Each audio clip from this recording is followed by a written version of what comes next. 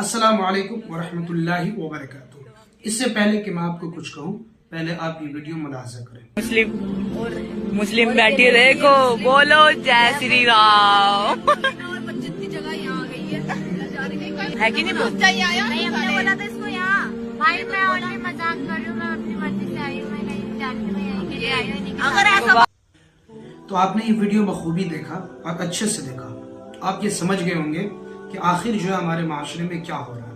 अब मैं आपसे कह रहा हूँ, बताइए अगर ये यहाँ तक पहुंची है, अगर इस्लाम की एक बहन, मुसलमान की एक बेटी यहाँ तक पहुंची है, तो आखिर क्यों पहुंची है, इसके क्या जो है नताइज होंगे। इसका नतीजा ये निकलेगा कि ये धीरे धीरे अपने घर से बहुत दूर चली जाएगी और इस्लाम से बिल्कुल बाहर चली जाएगी।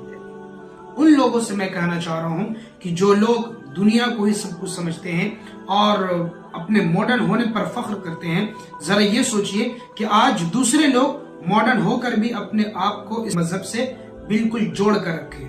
आखिर मुसलमानों को क्या हो गया? थोड़ी सी दौलत आई नहीं, थोड़े से जो पैसे आए नहीं, अल्लाह ने अगर नियामत दिया है तो उसका सही इस्तेमाल करें और सबसे पहले अपने ईमान की हिफाजत करें, अपनी बेटियों की ईमान की हिफाजत करें।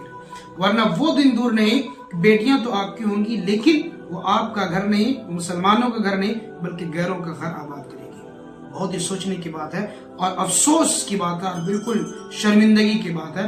इसलिए तमाम हजरात से मेरी गुजारिश है कि अपनी बेटियों की हिफाजत करें।